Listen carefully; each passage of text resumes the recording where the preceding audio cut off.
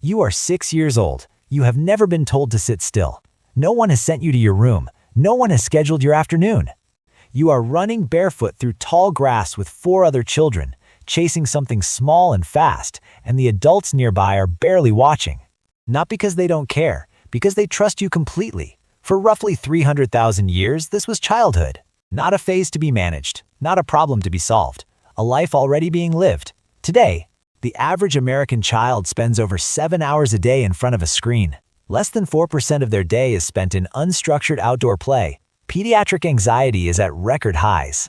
And researchers who study hunter-gatherer societies, the closest living window we have into our ancestral past, keep arriving at the same uncomfortable conclusion. We have not improved on what our ancestors already knew. So what did they actually know? Anthropologist David Lancy spent 4 decades comparing child-rearing practices across hundreds of cultures, ancient and modern. His conclusion? Published in the Anthropology of Childhood, is striking.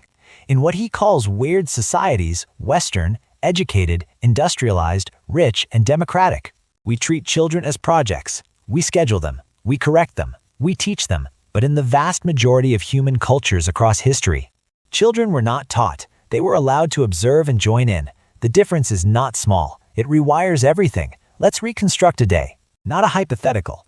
A composite built from archaeological evidence, skeletal analysis, and direct ethnographic observation of contemporary forager groups like the Kungsan of the Kalahari, the Hadza of Tanzania, and the Agta of the Philippines, groups whose lifestyles most closely mirror those of our Paleolithic ancestors. Your child wakes up inside a small shelter made of branches and leaves. There is no separate room. There is no crib. Since birth, your infant has slept pressed against your body, nursing on demand through the night. Paleoanthropologist James McKenna at the University of Notre Dame has studied mother-infant co-sleeping for 30 years. His research shows that the breathing rhythms of sleeping mothers and infants synchronize. The mother's body literally regulates the baby's. What we now call co-sleeping was for nearly all of human history simply sleeping. By the time the child can walk, they follow. Everywhere. The camp is small, usually between 20 and 50 people. Everyone knows this child. Multiple adults, grandparents, aunts, older cousins. All of them share in the watching, the holding, the response to crying. Anthropologist Blaffer Hrdy calls this alla-parenting. The idea that a single mother, or even 2 parents, were ever meant to raise a child in isolation is, she argues in Mothers and Others, a very recent and very strange experiment.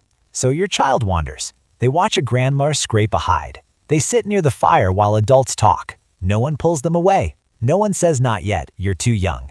Observation is participation. Slowly, without instruction, they begin to copy. The hand movements, the tools, the patience required to do things slowly and well. By age 4 or 5, children in forager societies are already contributing, not in a way we would recognize.